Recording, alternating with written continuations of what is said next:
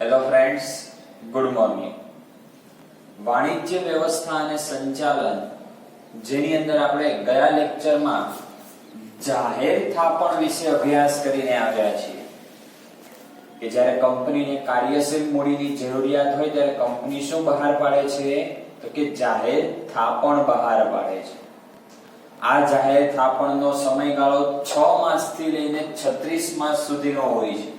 એટલે કંપનીને જે પ્રમાણેની નાણાકીય જરૂરિયાત હોય એ પ્રમાણે કંપની આવી જાહેર થાપણો બહાર પાડતી હોય છે. દરેક વિદ્યાર્થી આ પ્રશ્ન નોટબુકની અંદર સારા અક્ષરે લખ્યો પણ હશે. એના જે ફાયદા હતા, એની જે મર્યાદાઓ હતી એને એક વખત સમજીને તૈયાર પણ કરી લેશે. આજે આપણે આ ચેપ્ટરની પૂર્ણાહુતિ કરવાના છીએ. એટલે અમુક જે 2-3 ટૂંકા પ્રશ્નો છે, બીજો એક લોંગ ક્વેશ્ચન છે, એ આજે આપણે પૂર્ણ કરીશું. એટલે આજે આપણે આ ચેપ્ટર શું કરવાનું છે? સંપૂર્ણ પૂર્ણ કરવાનું છે. તો ચલો, એ ટૂંકનોંધની અંદર પહેલી ટૂંકનોંધ આપણી છે, ટૂંકનોંધ લખો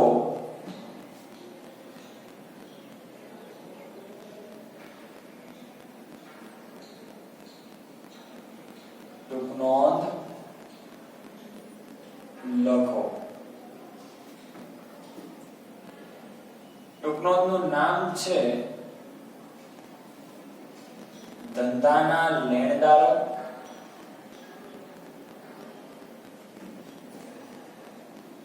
અથવા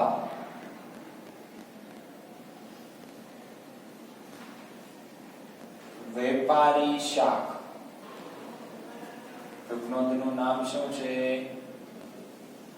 ધંધાના લેણદારો અથવા વેપારી શાખ. કે ધંધાના લેણદારો કોને કહેવાય? તો લેણદારો વિશે તમે એકાઉન્ટની અંદર સમજીને આવ્યા જશો કે લેણદાર એટલે શું. તો કે લેણદાર એટલે ધંધાનું દેવું. આપણે કોઈ વ્યક્તિને પૈસા ચૂકવવાના બાકી છે તો આપણે ધંધાના લેણદારો કહેવાય. કે આપણું દેવું ચૂકવવાનું શું છે? બાકી છે. તો અહીંયા પણ એવું જ છે. જો કે જ્યારે ધંધાકીય એકમ કાચો માલ સામાન, તૈયાર માલ સામાન કે અન્ય સાધન સામગ્રી રોકડેથી ખરીદવાને બદલે ઉધારમાં ખરીદે તો તેને વેપારી શાખ એટલે કે ધંધાના લેણદારો કહેવામાં આવે છે. શું કીધું? જ્યારે વેપારી કઈ વસ્તુઓ, ધંધાની કોઈ પણ વસ્તુઓ હોય એની અંદર કાચો માલ આવી ગયો, તૈયાર માલ એટલે કે જે તૈયાર વસ્તુઓ બજારમાં મળે છે, કે અન્ય સાધન સામગ્રી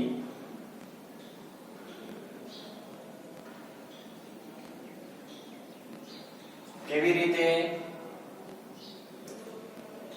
રોકડેથી ખરીદવાને બદલે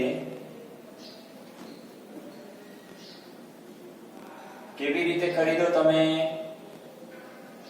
ઉધાર. ઉધાર એટલે શું કહેવાય? બીજો શબ્દોમાં, નામાના શબ્દોમાં એને શાખ પણ કહેવાય. એટલે કે રોકડેથી ખરીદવાને બદલે ઉધારથી ખરીદવામાં આવે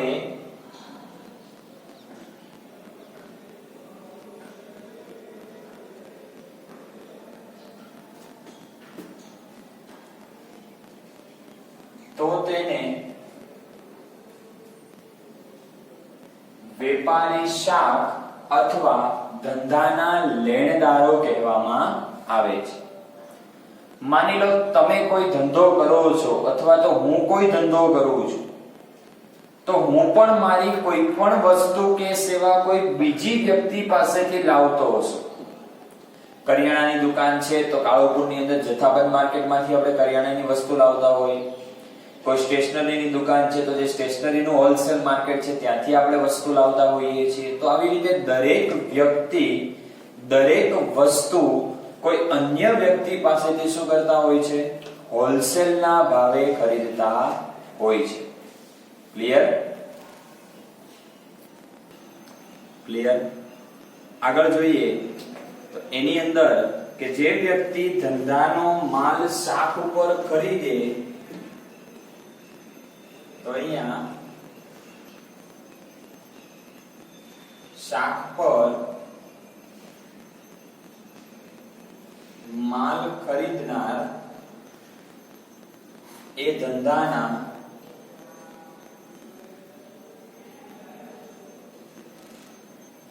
લેણદાર કહેવાય.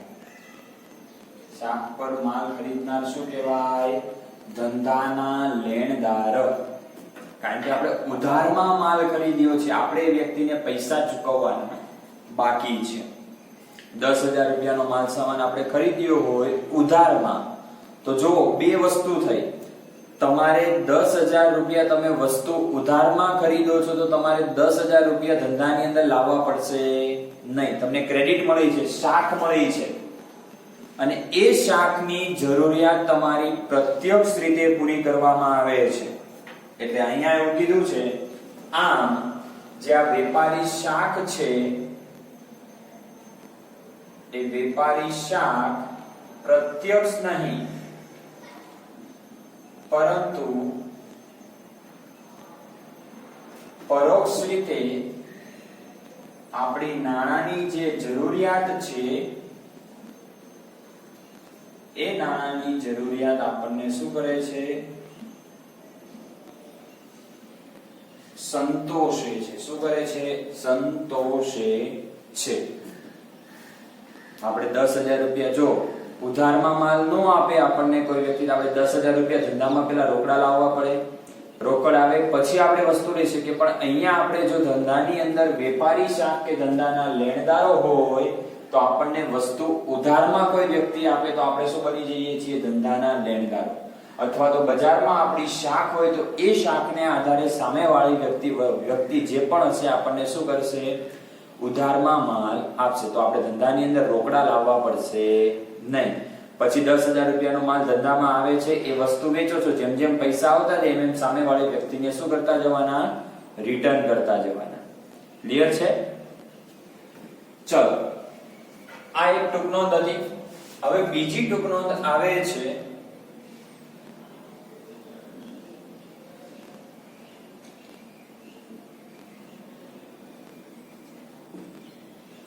આંતર કંપની થાપણો. શું કીધું અહીંયા? બીજો ક્વેશ્ચન આપણો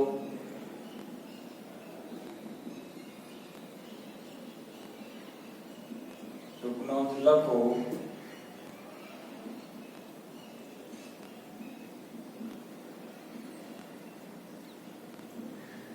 આંતર કંપની થાપણ. વિદ્યાર્થી મિત્રો યાદ હોય તો તમે ચેપ્ટર નંબર 3 ધંધાકીય સેવાઓ જે 2 હતું એની અંદર એક પ્રશ્ન શીખીને આવ્યા છો. આંતર બેન્કિંગ વ્યવહારો, બેંકો વચ્ચે વ્યવહાર થતો તો જો યાદ કરો, મેં તમને ઉદાહરણ પર આપ્યું હતું. દાખલા તરીકે બે બેંક છે, bank of Baroda, bank of India. Reserve bank of ઇન્ડિયાના મત મુજબ અમુક ટકા રકમ રોકડ બેંકમાં રાખવી જરૂરી છે. હવે બીઓઆઈ પાસે એટલી રકમ નથી તો બીઓઆઈ શું કરશે? બીઓબી પાસે જશે કે ભાઈ તમારી પાસે વધારાની રકમ છે, તો બીઓબી કહેશે હા છે. તો બીઓબી અને બીઓઆઈ વચ્ચે કરાર થશે. જેટલી રકમ જેટલા સમય માટે ઉધાર આપવામાં આવે છે અથવા તો એક જ દિવસ માટે કે 24 કલાક કે તેથી ઓછા સમય માટે bank of Baroda bank of ઇન્ડિયાને શું કરશે? કેશ આપશે. પણ એના ઉપર શું કરશે? વ્યાજ લેશે. એટલે જે ઉધાર પૈસા આપે છે, બેંકો વચ્ચે વ્યવહાર થાય તો એને આપણે કહેતા હતા કોલ મની. અને કોલ મની ઉપર જે વ્યાજનો દર નક્કી કરવામાં આવે એને આપણે કોલ મની રેટ તરીકે ઓળખતા હતા. યાદ છે? તો બસ સેમ ટુ સેમ અહીંયા પણ એવું જ છે. આંતર કંપનીની થાપણો સમજો કેવી રીતે. બે કંપનીઓ છે, આપણે ઉદાહરણ લઈએ છીએ. એક રિલાયન્સ કંપની છે અને સામે જીઓ કંપની છે. રિલાયન્સ અને જીઓ એક જ વ્યક્તિના, એક જ સંસ્થાના હાથમાં છે, એક જ એનો માલિક છે અને આવી કંપનીઓ બે ચલાવે છે. સપોઝ માની લઈએ કે જીઓની અંદર નાણાંની જરૂર પડે છે. જીઓની અંદર નાણાંની જરૂર પડે છે તો બંને એક જ કંપની એમ કહેવાય ને. તો રિલાયન્સ કંપની જીઓ કંપનીને શું કરશે? ઉછીના નાણાં આપશે. એવું નથી કે માલિક એક છે એટલે મફતમાં આપશે. આ ઉછીના નાણાં ઉપર રિલાયન્સ કંપની જીઓ કંપની પાસેથી શું વસૂલ કરશે? વ્યાજ. તો જો અહીંયા બેનિફિટ શું થયો? તો જીઓ કંપનીને ઉછીના નાણાં કોની પાસેથી મળી ગયા? તો કે રિલાયન્સ પાસેથી મળી ગયા. તો બહાર માર્કેટમાં એને લોન લેવા જવી પડે, કંપનીના શેર બહાર પાડવા પડે નહીં. ઓછા મૂડી રોકાણે એને ઓછીની મૂડી મળી રહે છે, બહાર ગોતવા પણ જાવી પડતી નથી. તો આજે કંપની વચ્ચે જે વ્યવહાર થયો એને કહેવાય આંતર કંપની થાપણો. શું કહેવાય? આંતર કંપનીની થાપણો. જો અહીંયા કે જ્યારે એક કંપનીને નાણાંની જરૂર હોય ત્યારે બીજી કંપની થાપણ સ્વરૂપે જે રકમ આપે છે એને શું કહેવાય? આંતર કંપની થાપણ. તો અહીંયા આપણે લખીશું કે જ્યારે એક કંપનીને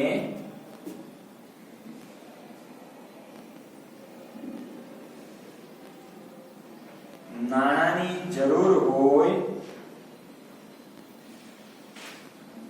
ત્યારે અન્ય કંપની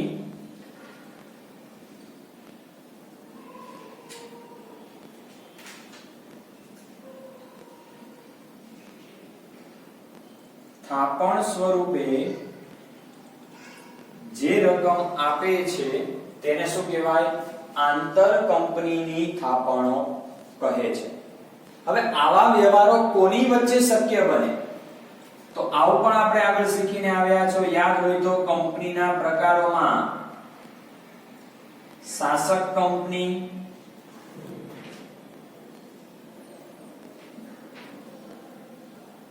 ગૌણ કંપની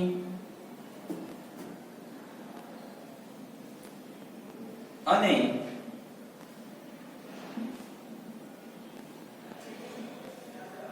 એક સંસ્થાની જે કંપનીઓ હોય એવી કંપનીઓ વચ્ચે આવી આંતર કંપની થાપણોના વ્યવહારો કરી શકાય. ગૌણ કંપની અને શાસક કંપની તમને ખબર છે કે કોઈ આપણે કંપનીનો 50% કરતા વધુ હિસ્સો આપણે ખરીદી લઈએ તો આપણે એની શાસક કંપની બની જઈએ છીએ. તો માલિક હવે શું થઈ ગયા? હેન્ડલિંગ એક થઈ ગયું, સંચાલન એક થઈ ગયું, માલિક એક થઈ ગયો. તો આવી કંપનીઓ અંદરો અંદર જે ઉછીના નાણાંની અદલા બદલી કરે છે કે નાણાંની જરૂર હોય તે રિલાયન્સ કંપની જીઓને આપે. એવું પણ બની શકે રિલાયન્સમાં નાણાંની જરૂર પડે તો જીઓ પણ આપે.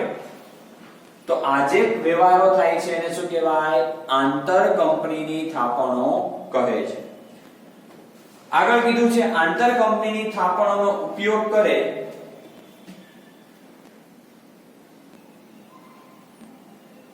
જે કંપની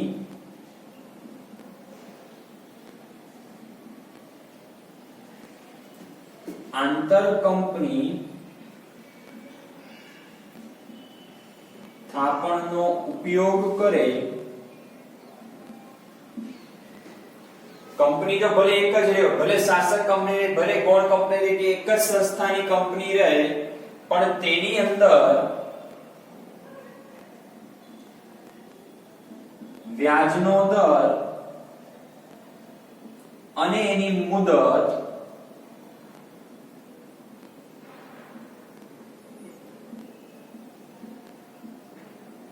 કરાર દ્વારા નક્કી કરવામાં આવે છે કે આ જે કંપની આંતર કંપનીની થાપણોનો ઉપયોગ કરે તેમાં વ્યાજનો દર અને મુદત કે રિલાયન્સ કંપની જીઓ કંપનીને કેટલા સમય માટે અને કેટલા વ્યાજના દરે ઉછીના પૈસા આપશે, ઉછીના નાણાં આપશે, તો એના માટે કરાર તૈયાર કરવામાં આવે, એગ્રીમેન્ટ તૈયાર કરવામાં આવે છે.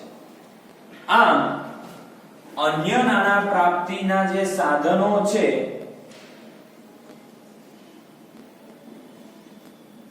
અન્ય નાણાં પ્રાપ્તિના સાધનો કરતા સરળતાથી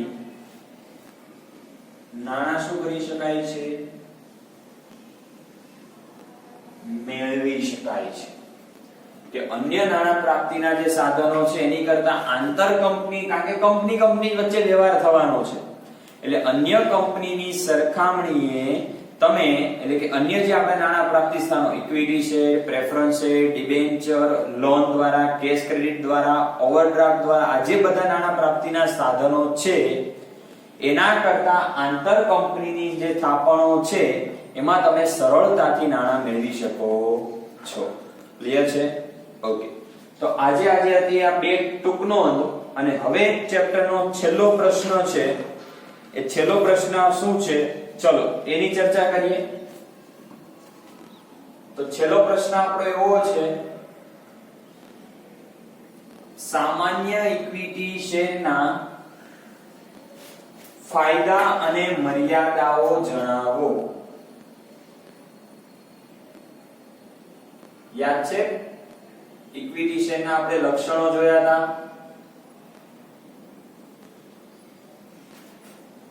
કે સામાન્ય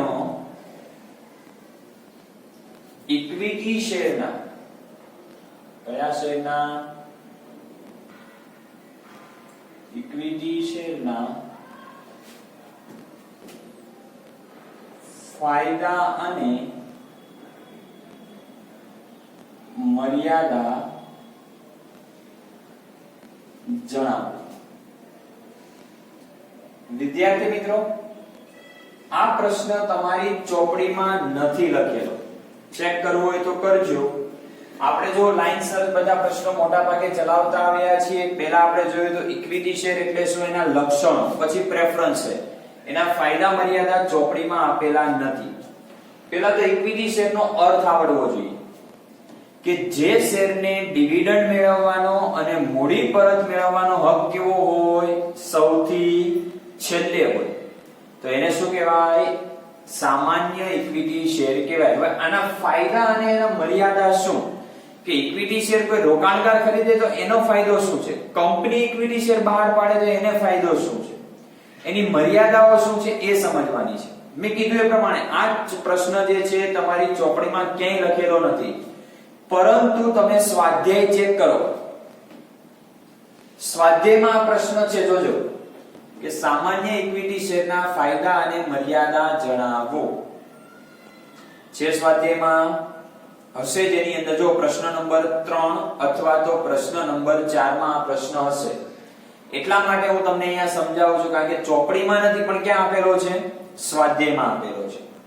ચલો તો આપણે એના પહેલા ફાયદા સમજી લઈએ.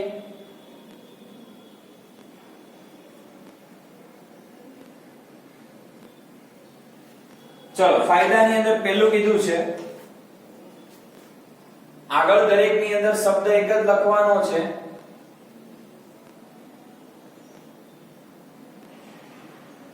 કે સામાન્ય ઇક્વિટી શેર ધારકને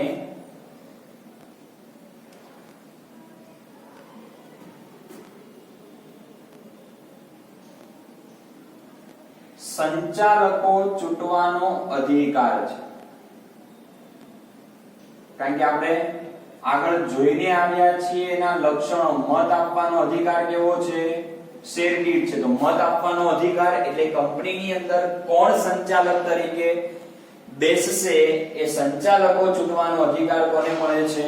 આ ઇક્વિટી શેર હોલ્ડરને. કારણ કે મતદાન આપે એટલે ખબર પડે ને કોણ વ્યક્તિ સંચાલક બનશે. બીજું સામાન્ય ઇક્વિટી શેરમાં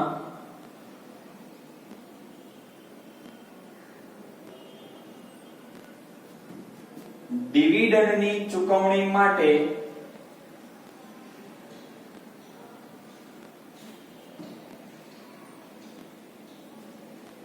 બોજો નથી કે કંપનીને જો નફો વધશે તો ઇક્વિટી શેરહોલ્ડરને ડિવિડન્ડ આપશે, નફો નહીં વધે તો નહીં આપે. એટલે વધારાનો બોજો લેતી નથી કંપની. એવું નહીં કે કમ્પલસરી બહારથી ઉછીના લાવો ને ડિવિડન્ડ આપો, એવું નથી. નફો થાય તો ડિવિડન્ડ ચૂકવશે, નફો નહીં થાય તો ડિવિડન્ડ ચૂકવશે નહીં. ત્રીજું કીધું છે કે સામાન્ય ઇક્વિટી શેર મેળવવા માટે કંપનીએ મિલકતો ગીરવે મૂકવી પડતી નથી. મિલકતો કેમાં ગીરવે મૂકવી પડે? ડિબેન્ચરમાં. આ તો ઇક્વિટી એટલે માલિકીની મૂડી છે, અને માલિકીની મૂડી જ્યારે કંપની બહાર પાડે છે ત્યારે કોઈ મિલકત જાહેર જનતા માટે ગીરવે મૂકવામાં આવતી નથી. તો આ બેનિફિટ છે, ફાયદો છે. લક્ષણોમાં આપણે જોયું તો ઇક્વિટી શેરહોલ્ડરને કયા કયા લાભ મળે? તો ઇક્વિટી શેરહોલ્ડરને હકના શેર અને બોનસ શેરનો લાભ મળે છે. આ બીજા કોઈને નથી મળતો. પ્રેફરન્સ શેરને પણ નથી મળતો કે ડિબેન્ચરને પણ નથી મળતો. માત્ર આ લાભ કોને મળે છે? ઇક્વિટી શેર ખરીદનાર વ્યક્તિને મળે છે. આગળ, અને આવા ઇક્વિટી શેરનું ખરીદ વેચાણ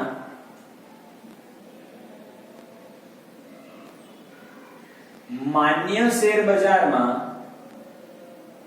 ઇક્વિટી શેરનું માન્ય શેર બજારમાં ખરીદ અને વેચાણ સરળતાથી કરી શકાય છે. કે સરળતા, કોઈ પણ પ્રકારની મુશ્કેલી નથી. બોમ્બે સ્ટોક એક્સચેન્જ અને નેશનલ સ્ટોક એક્સચેન્જ જે આપણું માન્ય શેર બજાર છે એમાં સરળતાથી તમે આવા ખરીદ વેચાણ કરી શકો. કેટલું યાદ રાખવાનું? પહેલું, સંચાલકો ચૂંટવાનો અધિકાર ધરાવે છે. ડિવિડન્ડની ચૂકવણી માટે બોજો નથી. મિલકતો ગીરવે મૂકવી પડતી નથી. હકના શેર અને બોનસ શેરનો લાભ મળે છે. અને માન્ય શેર બજારમાં એ શું કરી શકે છે? સરળતાથી ખરીદ વેચાણ કરી શકે છે. આ એના 5 શું થઈ ગયા? ફાયદા. ચલો આગળ જોઈએ એની મર્યાદા. કે ઇક્વિટી શેરની ગેરલાભ શું છે, કે ખરીદો તો શું નુકસાન છે? પહેલું, કે ઇક્વિટી શેર હોલ્ડરને આપણે શું આપીએ છીએ? ડિવિડન્ડ. પણ આ જે ડિવિડન્ડ મળે છે એ ડિવિડન્ડનો દર કેવો હોય છે? અનિશ્ચિત. મેં હમણાં તમને થશે તો ડિવિડન્ડ આપશે, નફો નહીં થાય તો ડિવિડન્ડ આપશે નહીં. એટલે જો નફો વધુ તો વધુ ડિવિડન્ડ, નફો ઓછો તો ઓછું ડિવિડન્ડ, નફો નથી તો બિલકુલ ડિવિડન્ડ મળે નહીં. એટલે ડિવિડન્ડનો દર કેવો છે? અનિશ્ચિત છે, નક્કી કરી શકાય નહીં. બીજું, કે ઇક્વિટી શેર હોલ્ડર જો કોઈ વ્યક્તિ ખરીદી લે તો સંચાલનમાં દખલગીરી ઊભી થાય. મેં તમને સમજાવ્યું હતું કે જે વ્યક્તિ પાસે કંપનીના સૌથી વધુ શેર હોય એ કંપનીનો સંચાલકીય હક ધરાવે છે, એ કંપનીનું સંચાલન કરી શકે.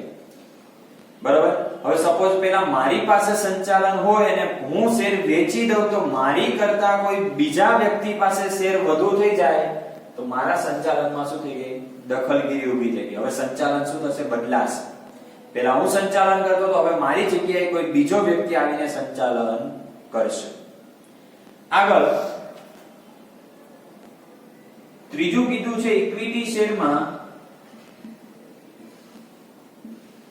સટ્ટાખોરીને શું થાય છે?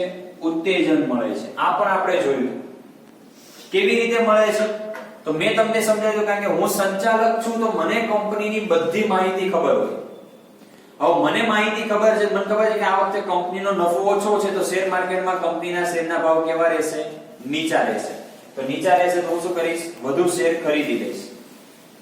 ક્લિયર? કમ્પ્લીટ. આગળ કીધું છે કે એની અંદર મૂડી પ્રાપ્ત કરવાનો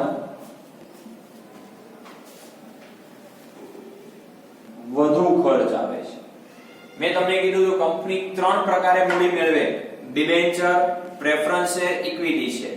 એમાં ડિબેન્ચર દ્વારા મૂડી મેળવવાનો ખર્ચ સૌથી ઓછો, ડિબેન્ચર કરતા વધારે પ્રેફરન્સ શેર અને પ્રેફરન્સ શેર કરતા વધારે ઇક્વિટી શેર. એટલે અહીંયા કીધું છે મૂડી પ્રાપ્ત કરવાનો ખર્ચ કેવો આવે છે? વધુ.